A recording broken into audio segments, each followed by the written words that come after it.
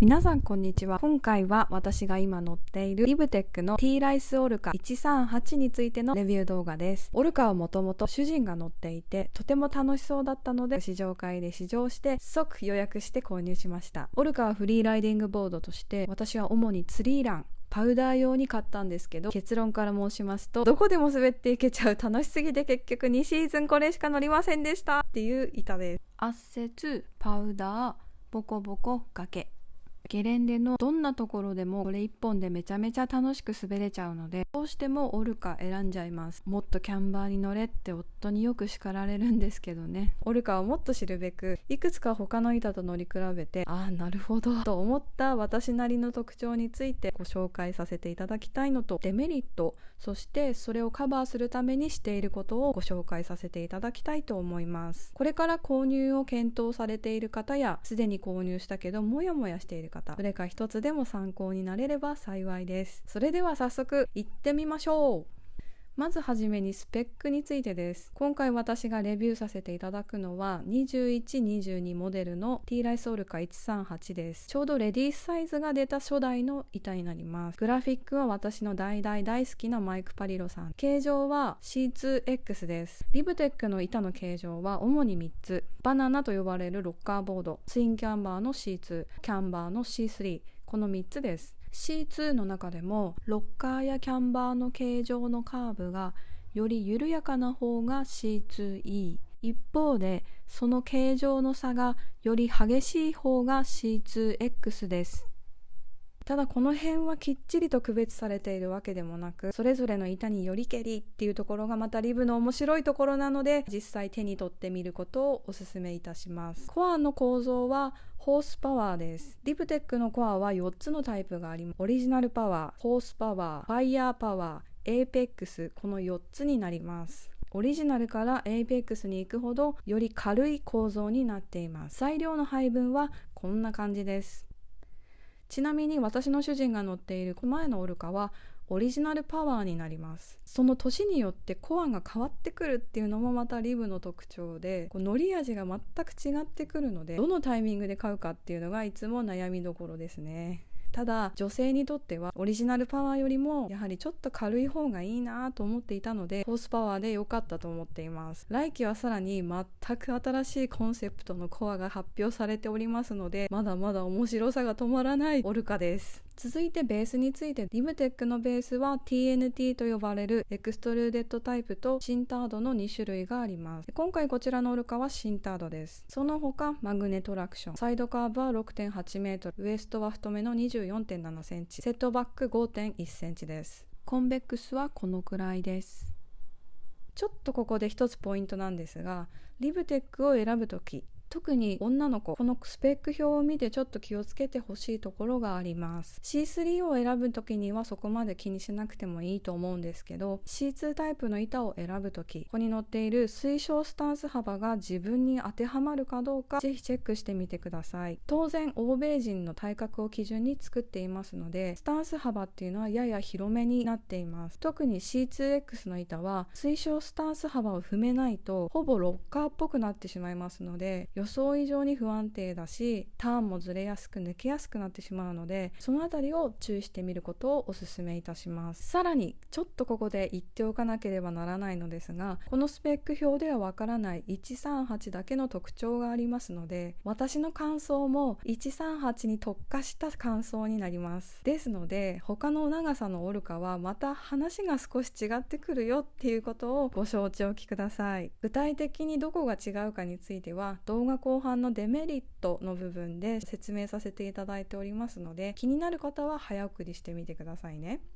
それではこの先の私主観オンリーの板の感想になりますので、ぜひ参考程度に見ていただければ幸いです。特徴その1、オルカは生き物、自発的な板。まず率直な感想として、私が動かさなくてもオルカの方から動いてくれる、めちゃめちゃ反応がいい板です。オルカが雪に当たって動いてくれて、私もそれに合わせつつ動かしつつ、まさにコミュニケーションをとっているような感覚です。よく一般的に言われる主張が強い板っていうと、板を自分から自在に動かせないっっていうことになると思うんですけど、オルカは板も動くしテールも軽くて、こちらもじゃんじゃん動かせる取り回しがめちゃめちゃ楽な板です。特徴その2、適度な重さです。私はずっと最初からマービンの板しか乗ってきてなかったのでさほど気にしてなかったんですが、マービンは全体的に板が重いです。実際どのくらいかというと、国産パウダーボードテッカファンタスティック144と比べるとこのくらい違います。板が重いということは物理の法則から単純に加速力、推進力が上がります。特に滑り出しの加速がダントツ速くて、その後のスピードも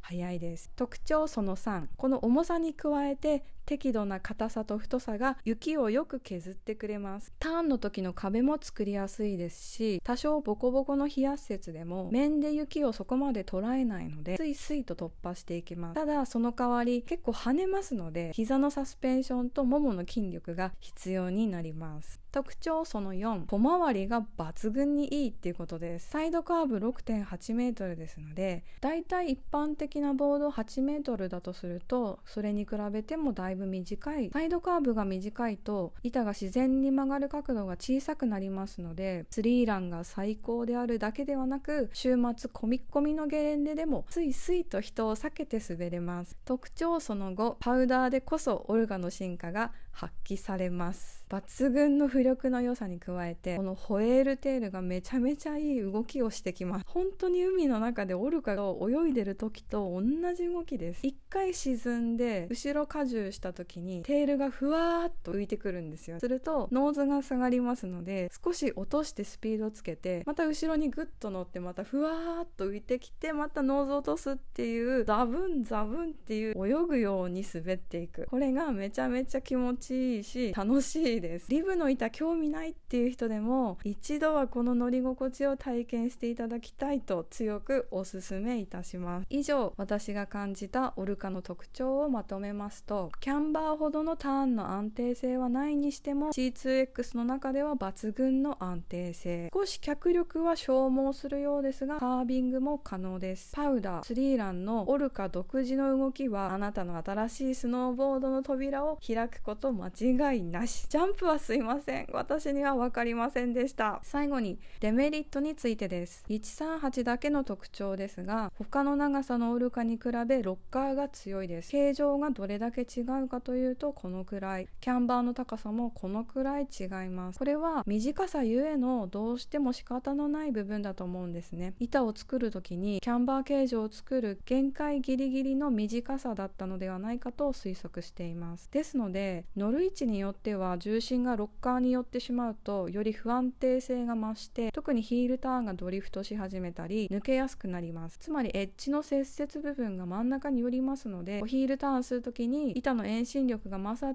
て、それによって回転する動きが強まってしまうので、これを克服するために後ろのキャンバーを最大限に使える位置にスタンスを調整することにしています。私の場合は後ろ足がキャンバーのピークに来るように設置して、そこからスタンス幅が45から6センチですので、前足はこの辺りということになります。こうすることによってターンの安定性が増してスピードも出せるしずれなくなりました。もう一つのデメリットは重さです。これはバインのストラップの位置をより軽く感じる位置に調整することによって重さを軽減しています。これはスタンサーのここにも載っておりますので、皆さんもやりたい動きに合わせてぜひ調整してみてください。最後にもう一つのデメリットというか、これはまだ解決してないんですけれども、女性限定の話になるんですが、オルカに合わせるバインディングについてです。主人曰くオルカにはやはりユニオンファルコアが抜群にいいようで、軽さとミニディスクの操作性から来る横の動きとターンをする時の縦の動きの反応の良さ、これらがオルカの性能をより引き立ててくれるようなんですが、残念ながらファルコアは S サイズがありません。オルカにはミニディスクが最適だと私も思うんですが、レガシーだとやはり少し板を立てづらいような気もしなくもなく、でもまあ楽しいから別にいっかっていう感じなんですけど、ちょっと気になる程度です。もし他におすすめのバインディングがございましたら、ぜひコメント欄にて教えていただけましたら幸いです。以上が私のオルカ138のレビューでした。今後多少長さの変化はありつつも、これはずっと乗り続けていく板だなと思っています。あくまでもパウダーボードなので全くの初心者の方にはおすすめできませんが、今後挑戦したくなった時にぜひ手に取ってみていただきたい1枚です。